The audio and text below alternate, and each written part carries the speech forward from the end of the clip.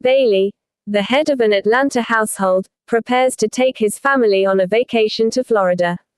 Bailey's mother, known only as the grandmother, throughout the story, wants to go to East Tennessee to visit relatives instead, and warns Bailey that a convict called the Misfit has escaped from prison and is heading towards Florida.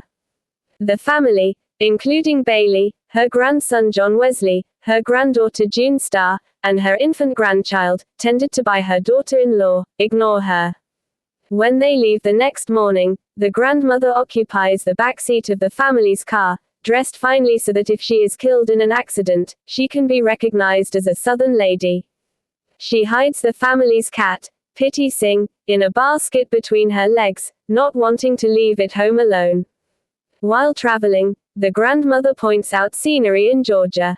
Her grandchildren respond by berating both Georgia and Tennessee, and the grandmother reminds them that in her day, children were more respectful.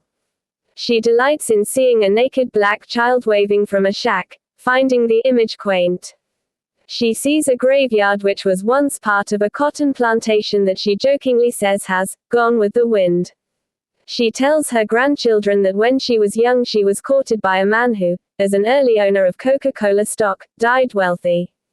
The family stops for barbecue at the Tower restaurant after passing a series of billboards proclaiming the restaurant and food as famous, and the proprietor, Red Sammy Butts, as the fat boy with the happy laugh. On arrival, the family finds that the place is somewhat run down. Red Sammy charms the grandmother but is rather scornful of his own wife, a mistrustful waitress who worries about being robbed by the misfit.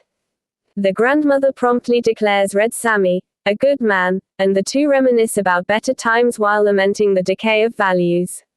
Later that afternoon, the family continues their trip before the grandmother falsely remembers a plantation being in the area, only realizing her mistake after persuading Bailey to turn down a rocky dirt road surrounded by wilderness. Her embarrassment when she realizes her error causes her to disturb the cat, who leaps onto Bailey. He loses control of the car, and the automobile flips into a ditch. No one is seriously hurt but the accident is witnessed by a party of 3 strange men, one of whom the grandmother recognizes as the misfit.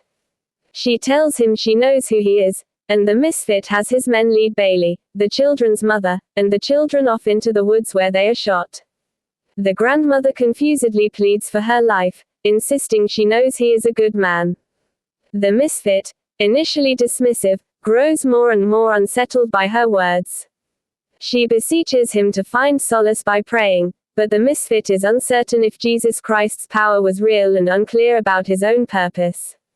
Finally, upon seeing the misfit's despair, the grandmother reaches out, touches his shoulder, and gently tells him that he is one of her babies. The misfit immediately shoots her to death. When his companions return, the misfit, while holding the surviving Pitty Sing, says the grandmother would have been a good woman if it had been somebody there to shoot her every minute of her life. He seems to conclude that violence affords no real pleasure in life.